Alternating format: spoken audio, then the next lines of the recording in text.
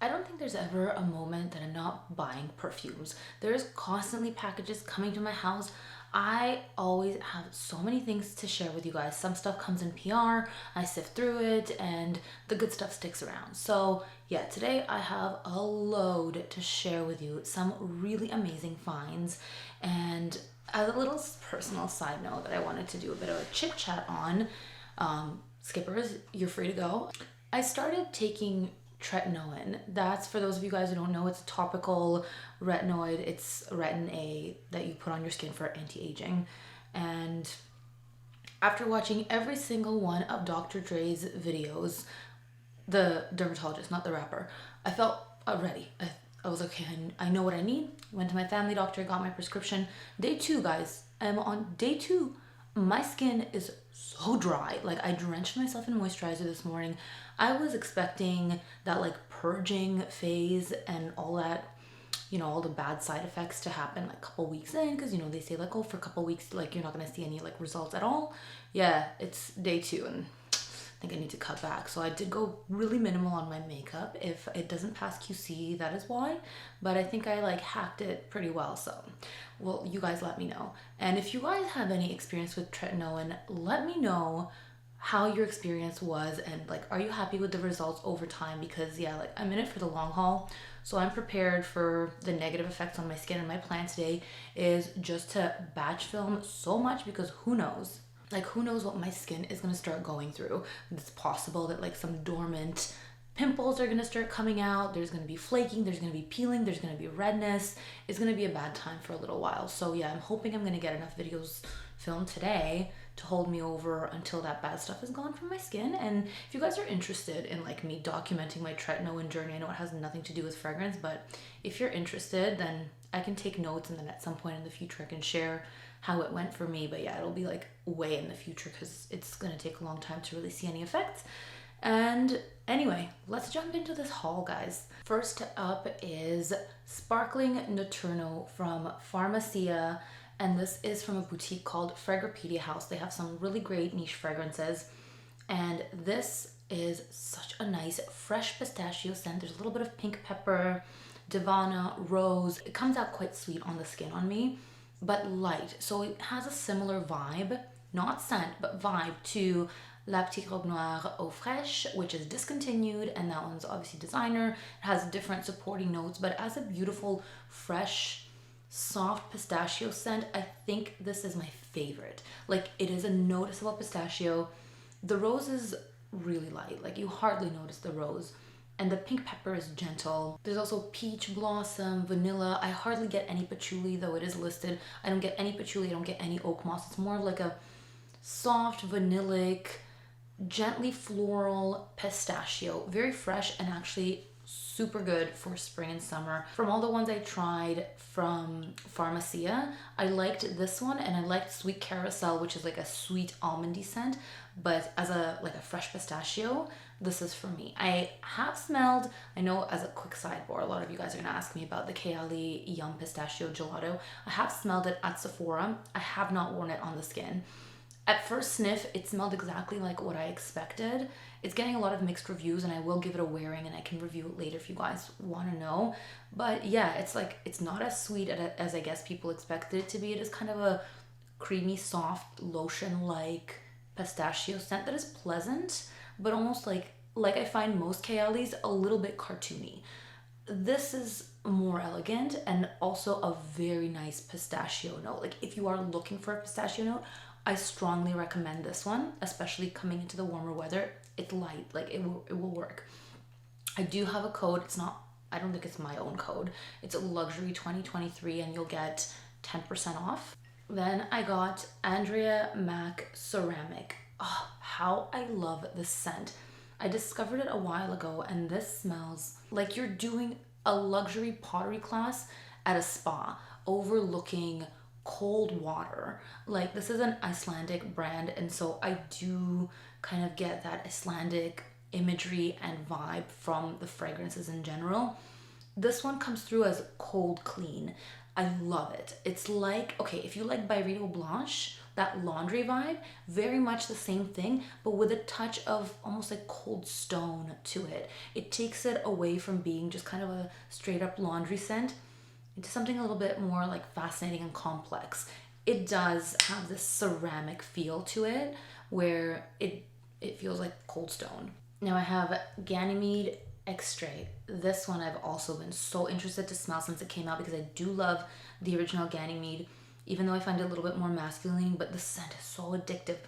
Like the inspiration is the one of Jupiter's moons that has that salt mineral lake under the surface, and you do really get this almost like mineral, like salty, strange, like interplanetary, weird, cool, addictive scent. The main note is immortelle. This one is smokier than the original, so I can do a full-on comparison and go a little bit more in depth.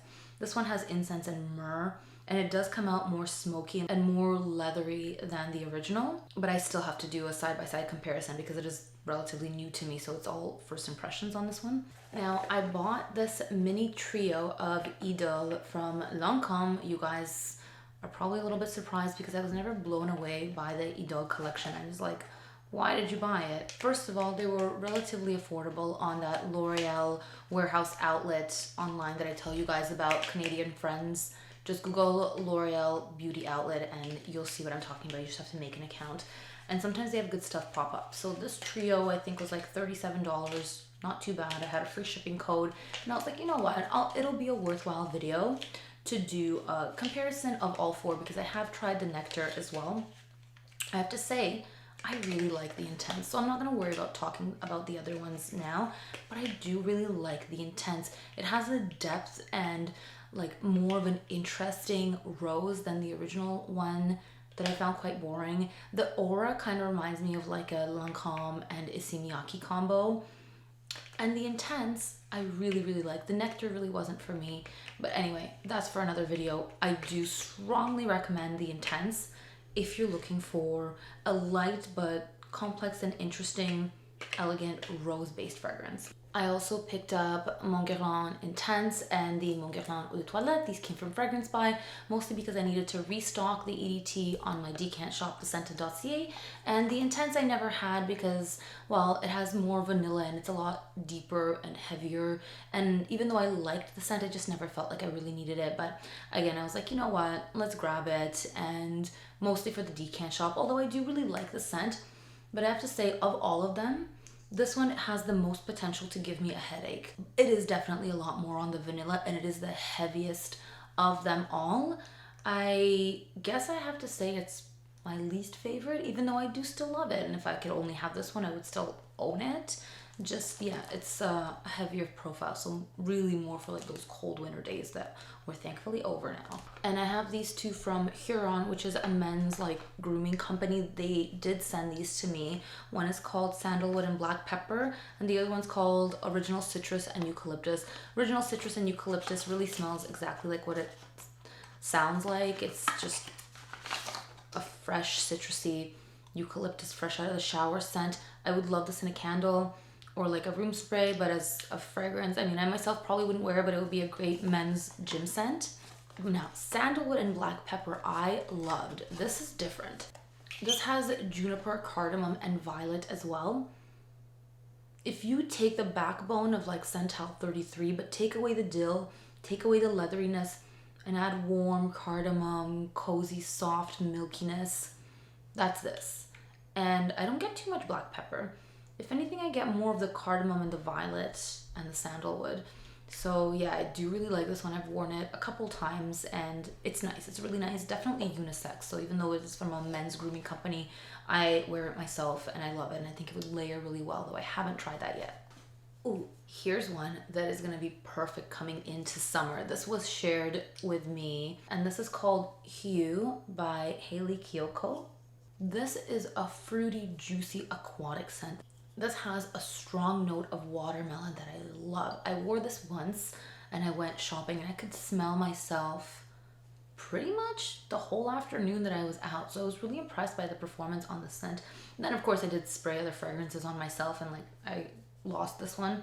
But for like a good 4 hours I could smell it until I started putting other things on. Anyway, the watermelon note and the lychee in here is yummy. And there's freesia, which combines really, really nice. And it's quite airy and brisk and aquatic, but it actually lasts quite a long time. And I think this would be a great casual, summery fragrance, perfect for like a pool party. If I was going to a pool party or like a cabana party, this would be the fragrance for me. It's playful, it's a little bit flirty, super cute. So yeah, I actually really like this. And on the complete opposite end of the spectrum, Roja Amber Oud Crystal. So this fragrance, first of all, look at the presentation. This presentation is glorious. It's majestic, it's so regal, and the crystal is clear, obviously. And so it smells the same as the original Amber Oud, except you won't stain your clothing or anything you're wearing. Oh my god, this scent, forget Oud Satin Mood. For me, I'm like, this has topped it by far. Like, if I want that luxury, soft, powdery rose oud combo, this dials down the rose and the sweetness. It still has that same type of oud that you find in Oud Satin Mood. But for example, okay, here's a little anecdote. I had gone out to an event, like a dinner party, and I wore Oud Satin Mood, and I realized at that event that that is not a great fragrance to wear when you're eating, because it almost nauseates you. It is a beautiful, like glorious fragrance, but it almost becomes stuffy, and it is too much. Like, you constantly smell it, so then you can't like properly enjoy your food. And that's because of that sweetness and the vanilla, the rose in there. In general, I think oud is a great type of scent to wear to any kind of dinner party. It doesn't interfere with food. And this one takes away a lot of that sweetness that I think would make it the perfect event scent. So yeah, this is my new like hardcore love. I mean, when it comes to that type of scent profile and oud scents in general. Now I have a bunch from Ormond Jane. I've been going down an Ormond Jane rabbit hole.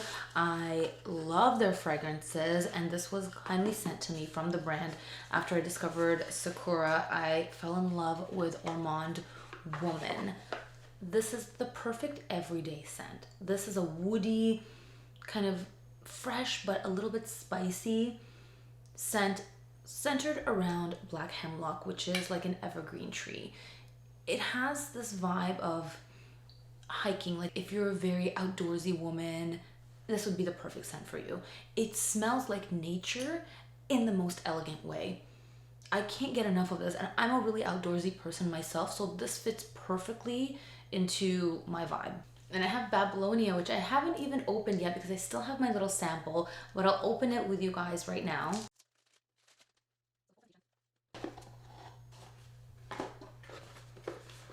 The full presentation is like this. It comes with a little booklet, and the fragrance sits in there so nicely. This is a really nice scent that I could not believe got so much hate on Fragrantica, because next to Levant from this orange collection, the Rue de l'Estoile collection, this is probably my second favorite. It's up there. I've been wearing through my sample, like I've been wearing it a couple times a week, and it's almost empty, so I have the bottle now. So this is like a vanillic blackcurrant scent with orris. So you get a little bit of a lipsticky vibe. You get a really beautiful blackcurrant. I do not understand those weird negative reviews on Fragrantica. They make no sense to me.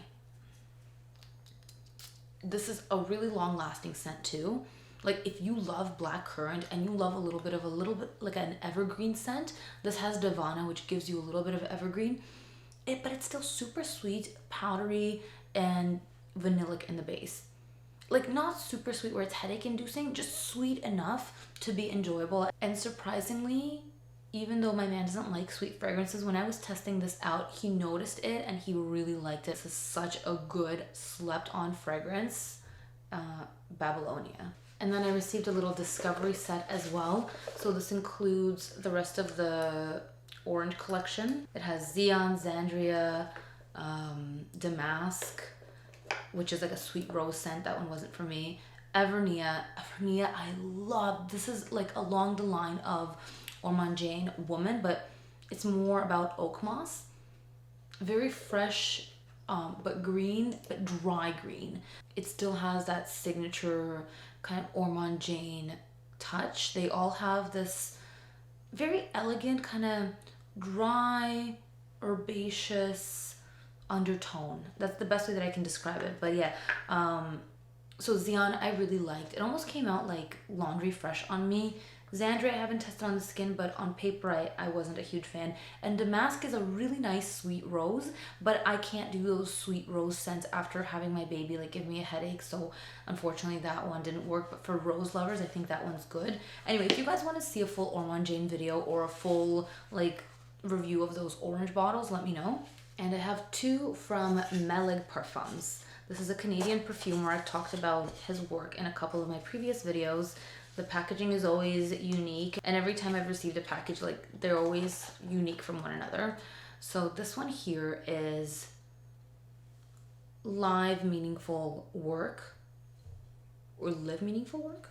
This is very citrusy in the opening, but these fragrances do develop like crazy. You get a completely different opening than what the dry down will be. So there's bergamot, I get vetiver right away, grapefruit, cedar, sandalwood, but then it dries down to like a soft ambery benzoin scent, which is really lovely. This is a really nice fragrance with that bright citrus.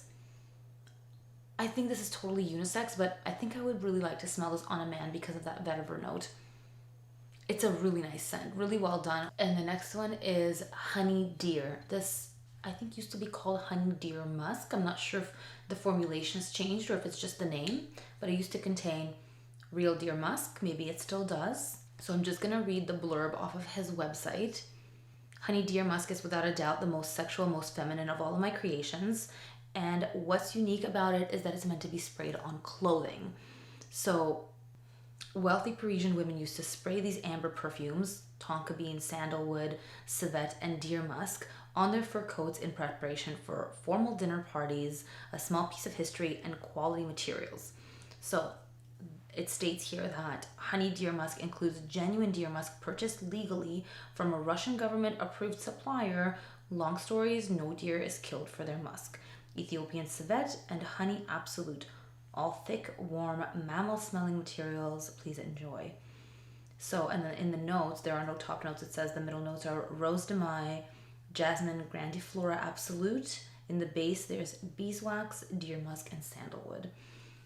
I have not made up my mind on how I feel about these raw animal materials being used, truthfully, because even though the claims are such that it's humane, like, I haven't seen the manufacturing facility. How am I supposed to, like, just take their word for it? And then, you know, the sketchiness of Russia these days. So, just saying, I'm Russian myself, so.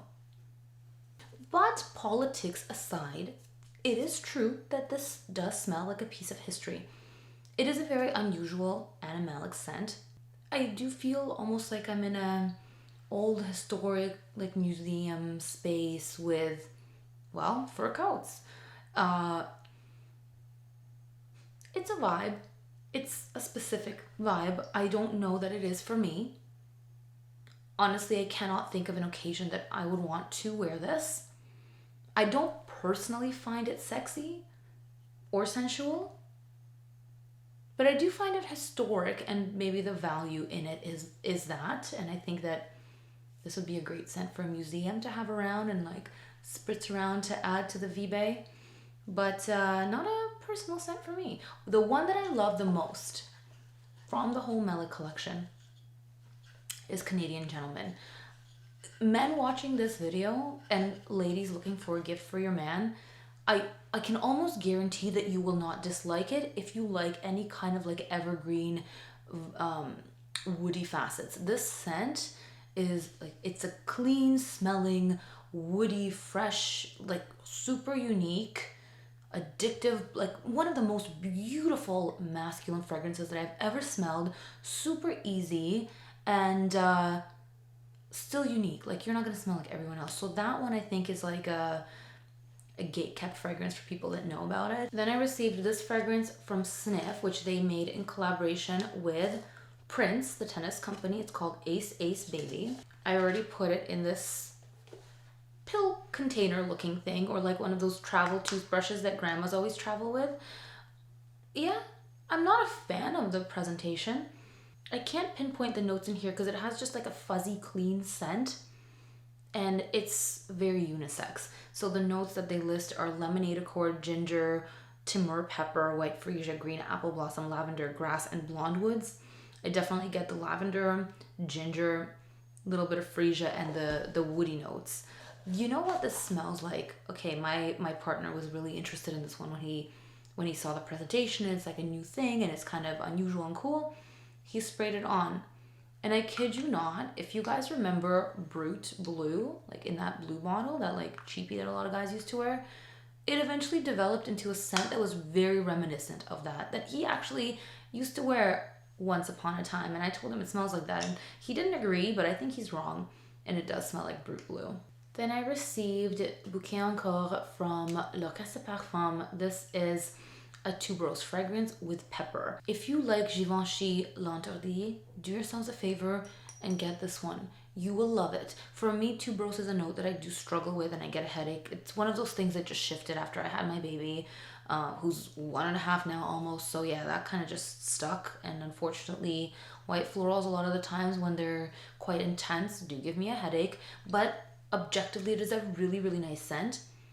And it is reminiscent of the tuberose that you find in L'Interdit, especially with a little bit of that peppery essence. It's really nice for people who would like a tuberose scent. Like, objectively speaking, it's beautiful. So I do recommend it, and I do have a promo code. I'll make sure everything is linked in the description box for you. Here's one I'm super excited about. I had sampled the whole Acro set, and there was a fragrance that I fell in love with that I needed to have immediately, and that fragrance was Haze. Haze, that is supposed to give you that same kind of effect as cannabis, except it doesn't smell like weed. It just smells actually mostly like sage, and it's very refreshing, and it's herbal, and it's uplifting and very relaxing, and I had to have it immediately. I actually purchased this bottle on Essence, though I hate shopping there, and usually their customer service is terrible, as I've discovered not so long ago, but they had it for like half price, so it was like $100 and something. Very, very good price. I couldn't find it through any of the brands that I work with to buy from there, so yeah, I got it at Essence. I don't know if they still have it. There was one bottle left at that time. This is a fragrance that my man and I both love and both wear. When he smelled it too on the sample, he was like, yeah, we need that. There are a lot of fragrances from Acro that smell so good. Awake is incredible as well. One of the best coffee fragrances that I've smelled. I've been working on a coffee fragrance list, but I only want to talk about the stuff that I really think is outstanding. So I've been kind of putting that on ice for a while until I really find the stuff that truly stands out to me, instead of just talking to you guys about coffee fragrances that I know. So the Awake one will definitely be on that list. Then I got M. Mikalev Delice. This is an oud scent with plum and cinnamon. It has notes of bay leaf, nutmeg as well, like lots of spices. It's really nice. It's a really nice, very different type of oud than, for example, the Amber Oud from Roja that I mentioned earlier. This one has like a fresh spiciness to it. And I do find this one a little bit more masculine. It is nice. It is a very occasional scent. You know, I was really interested in discovering more from Les Parfums de Rosine, which they have those cute little ballerina bottles and the whole ballerina concept. So here's this set. This is ballerina number 4. And I believe this one is ballerina number 5. No, number 3. This one is a nice, sweet, everyday type of gentle white floral. I actually can totally stand this white floral. It also has tolu balsam. It has a lot of notes. I do smell rose in here as well, and it's quite like light, fresh, and soapy. I wore this the other day and it was a very easy daily wear. I think also this would make a great fragrance gift for like a teenager, even somebody younger, like in their younger teens, maybe 15, I think would enjoy this. It's a very, very easy scent, but it's still very high quality and complex. And I loved it for myself as well as like an easy daily wear on a fresh kind of springy day. This one I have not worn yet, but it is mainly a rose oud. Smelling it out of here, I'm catching a little bit of that sharpness that I smell in certain oud fragrances, so we'll see when I test it out on the skin if I like it. But of all of the ones from the whole Parfums de Rosine collection, that was probably my least favorite. And I also got a discovery set to check out. It has the 2 floral ones, so the Lily of the Valley and the Magnolia. I have the Magnolia one, I really like it. The Lily of the Valley is really nice too. It's called Le Muguet de Rosine. Then you have the Ballerinas 1, 2, and 5. I have not tested them on the skin yet, so I just wanted to check out the brand. I did smell, I think I really liked number 1. That was like a sweet, soapy rose. I will have to play with those a little bit more. If you guys have tried this collection, I would love to hear what your favorite is, because I love the bottles. There's a couple that I have from this brand that I do really, really like. So Raffinette Perfumery actually shared this with me, and my code for 10% off with them is the scented. And yeah, so I think that is my whole haul. Let me know what you guys have been hauling lately. I will check it out if I haven't sniffed it before. I'll see you guys in the next video. Thanks for watching. Bye.